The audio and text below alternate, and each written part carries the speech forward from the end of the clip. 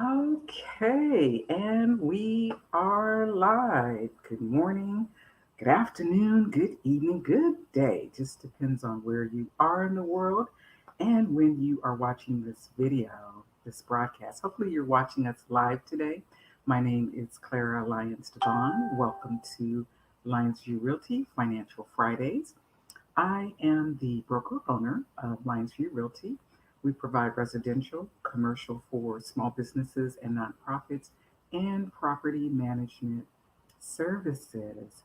Lyonsview Realty, we launched Financial Fridays to help you stay current on those trends that impact your bottom line. And our goal is to provide you with resources, information, and tips to assist you in making the best financial decisions.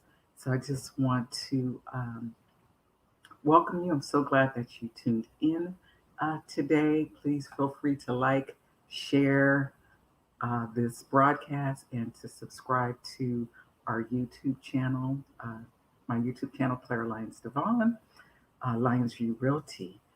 If you have any questions, you can put those in the comment section and we will definitely get back to you. So today we are going to be talking about savings. Yes, this is part of our savings series. I think before we were talking about the importance of um, saving for an emergency. And basically, savings is just setting aside money. It's an opportunity for you to plan for your future, to achieve whatever goals you have. And also, the purpose of this particular broadcast is to help you build your savings skills. So, you may want to take a vacation, you may want to purchase a house, you may need emergency fund money for something that comes up, your car breaks, you have an issue or a situation at the house, different things that may come up. You might have a medical emergency. So savings is a very, very important thing to do, to set aside money so that you can be able to enjoy your life in the way that you so choose. So, what we're going to focus on in this broadcast is the importance of the location of where you put your money, right?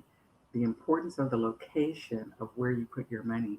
So, the two most important things that you want to look at is what is going to be your return on investment at the place where you store your money, and how safe is your money in that location.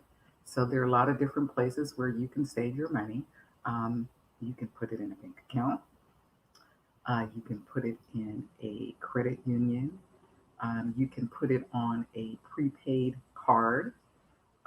You could save at home. Um, and something that I'm not going to talk about in this broadcast, but you can also put it in a savings plan with your employer, a 401k, or a retirement type savings plan. I'm not going to talk about that today, but I believe we will have someone who comes on to speak about that type of savings specifically. But the four we're going to discuss today is the bank account, the credit union, prepaid cards, and home. I remember a situation where um, my daughter was in the house and I had some money laying around, and she picked it up and said, "Ah, I found some money." Well, no, that money doesn't belong to you. It belongs to the house, or the the the place where the money is stored. So, whether you've got it tucked away or it's out in the open, the physical entity that houses your money owns that money, so you can't find money in a bank and say that's your money. You can't find money at someone's house and say that's your money. No, it belongs to the institution. So we're going to talk about one of the safer institutions, which are banking institutions. And what are the pros of that? Well, the basic pro is it's federally insured. What does that mean? It keeps it safe from loss, disaster, theft, anything. They are keeping your money, and they say they have $2 in the account in your name. You can know that that $2 is going to be available to you. which leads to the next point. It's easy to access. You know, you can get your money pretty much at any time. The cons are their fees associated with that account. Sometimes they require a balance limit.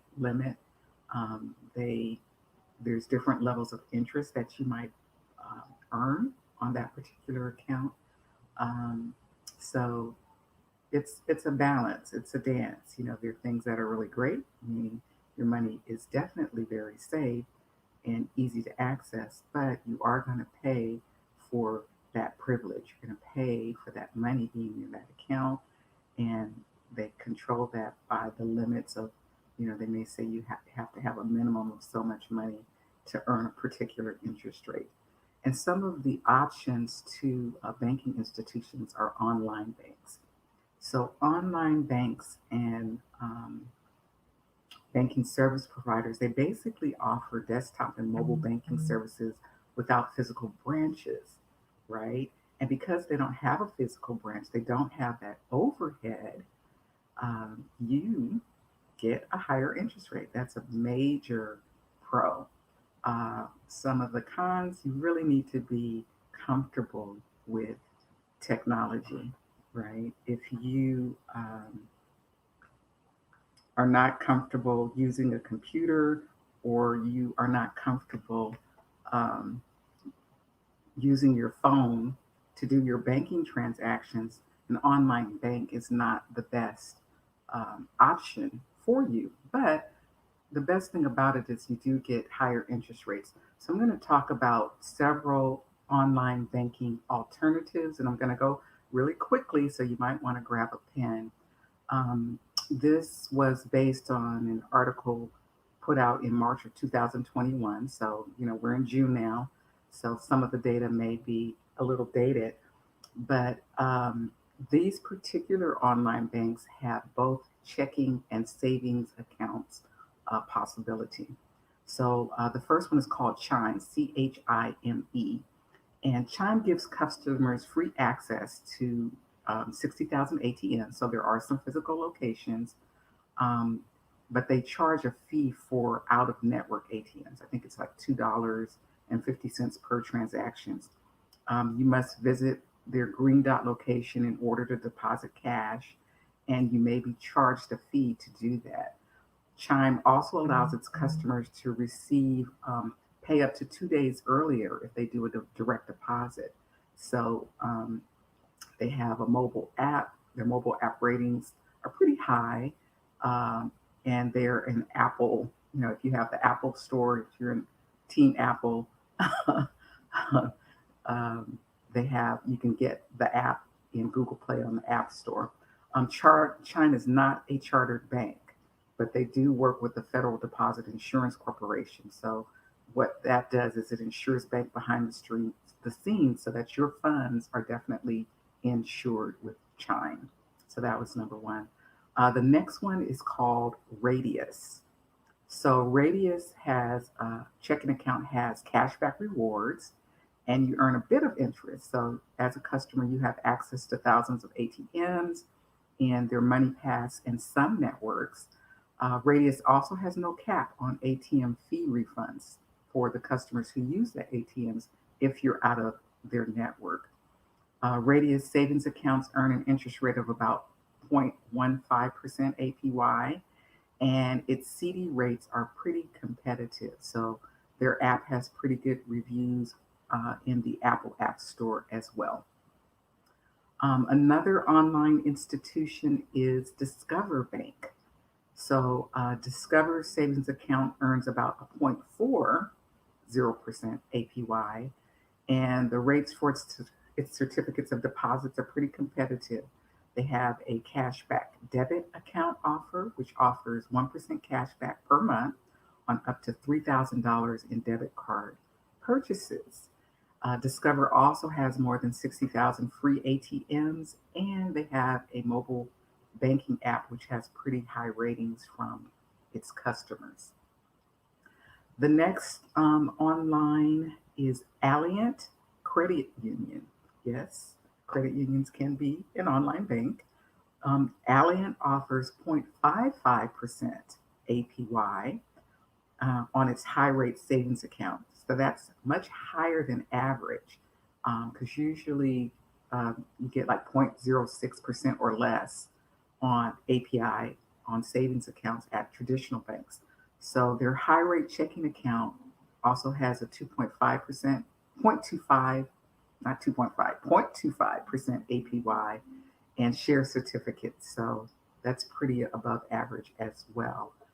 You have to qualify for an Alliant membership based on their general requirements, and you can do so by becoming a member of the charity Foster Care to Success. So if you're a member of the charity Foster Care to Success, Alliant will pay the $5 membership fee on your behalf. There you go. The next one is called Varo, Varo, Varo. Vero offers a checking and savings account, but it doesn't offer certificates of deposit. So the savings account comes with a baseline of 0.2% annual percentage yield, and that becomes 3% if you meet some monthly requirements. You can receive $1,000 or more in direct deposit, have monthly savings balance below 5,000, and have checking and savings balance of no more than $0. So there are some limits and fees for the cash deposits. And the only way a Vero customer can deposit cash is by going to a third party retailer that participates in the Green Dot network. So that could be a 7-Eleven, a CVS, or a Walgreens. If you want to withdraw your money or your cash, you can use an ATM in the Allpoint network for free. So use of non-Allpoint APMs that would cost you about $2.50 fee from Vero, in addition to any fees that the ATM owner may charge. So not a bad deal. A Nationwide Bank. I'm sure some of you have heard of Nationwide Bank. Uh, Nationwide banking service providers deposit accounts are serviced by AXO Bank. So they're covered by FDIC insurance, which means that they're safe. It's in the Advantage checking account. If you have an Advantage checking account with Nationwide, it will earn you an interest rate of 0.445% APY. So you have to either set up a direct deposit of $1,000 or more per month, or make at least 10 transactions of $3 or more to get that 0.45% APY. If you meet both requirements, you can earn up to 0.9% on your checking account. That's pretty high. Nationwide, they also have a My Savings account, which earns up to 0.3% APY, but its certificate of deposit have rates that are lower than what you'd find in other financial institutions. So don't recommend them for that. So the apps for Nationwide have high ratings from customers, and they also have 24/7 customer support, except for Thanksgiving and Christmas, taking holiday off. The next one is called Tab, TAB Bank. Tab Bank's cashback checking account allows you to earn 1% on monthly purchases with no cap on earnings. And the bank refunds up to $15 monthly in ATM fees. So to qualify for these benefits, you have to make at least 15 transactions per month with a minimum $5 per transaction. And there must be at least one direct deposit bill pay transaction or fund transfer monthly. They have what's called a high yield savings, and that earns you 0.5% APY, which is pretty good. And its certificates of deposits also have solid competitive rates. Their mobile app is rated pretty highly, and customers can manage their account, and they have standard features like mobile check deposit, which makes it pretty convenient for you. The other online bank, and a lot of people have heard about this one, is called Ally Bank. Ally Bank savings account offers 0.5% APY for its checking account, earns 0.10% APY for balances under 15,000, and it earns 2.25% for balances of 15,000 or more, which is still really pretty good. Its certificates of deposits have competitive rates as well. It doesn't allow you to deposit cash. So accounts must be funded by transfers from an external account. So you can't go to an ATM for them, but you can do a transfer from another account. And you can deposit a check via mobile or by mail by using a wire transfer. So that cuts down on their costs, but they turn around and give that back to you. They have a phone support that's available 24/7. They also have a website chat feature to help their customers. So I hope you were taking notes. If not, you can see the replay of the video on our YouTube channel, Clara Lyons-DeVaughn, and go from there. So Marcus Goldman Sachs has one as well, UFB Direct and Synchrony Bank. They also have um, online banking that offer pretty competitive rates.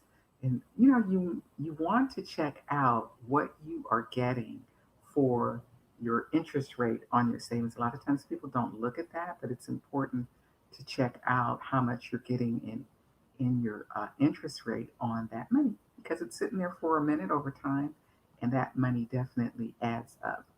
So we're going to move on to away from online bank options and go to the next location where you can store your money, which is a credit union. So the pros of a credit union is they have lower fees than most banks. They are federally insured and your money is easy to access. The cons are fewer locations.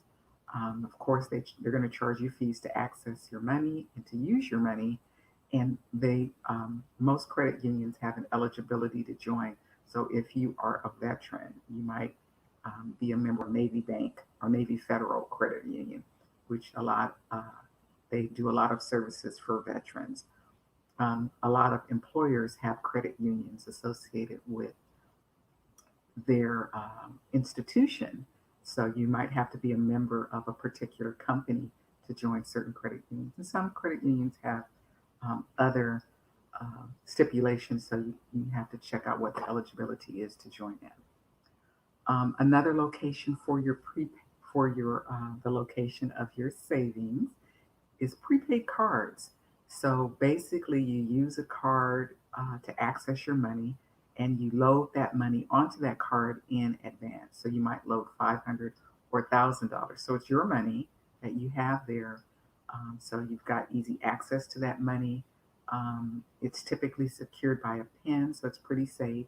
And there's no bank or credit union account that is needed. So the cons are the fees could be typically higher, and they don't have any branch locations. But it is an option if you want to put money away, not have access to it, and kind of know where you're going. And the last place is home, or put it in a box and bury it someplace. Don't forget the location. But, basically you're storing it in a hidden place in your home. Pros to that, there's no cost to you, and you can access it anytime you want. The con is that it's not safe. Somebody finds it, or someone is in your home and they think they have a right to it. Uh, you have that risk of theft. If you have a fire in your house or some sort of disaster, once that money is destroyed, you know, it loses its value because you no longer have access to it. So, just an overview, you can store money in a banking institution, a credit union, a prepaid card, or you can store it at home. Depending on where you store that money will determine what type of return on investment you have and how safe it is, and also how easily you can access it. So what are your next steps? Your next steps is you want to make a plan. You need to identify your short and long-term needs for your savings. If you're going to need that money in a month or in 2 weeks, you want to put it in some place that it's more easily accessible to you. A lot of the online banks require 24 to 48 hours to be able to access or get your money back to you. So you want to take all of those things into consideration. When you need the money is important to where you might put the money. And if you're doing a long-term CD or an investment account through your job, and we're going to discuss that in another broadcast. Those are long term needs. So that money is not going to be readily accessible to you, or if you've got it in a CD or some type of instrument that's not a physical location, you don't have access to that money. So you need to know what your goals are for the use of that money, your emergency fund. You need to get to that money.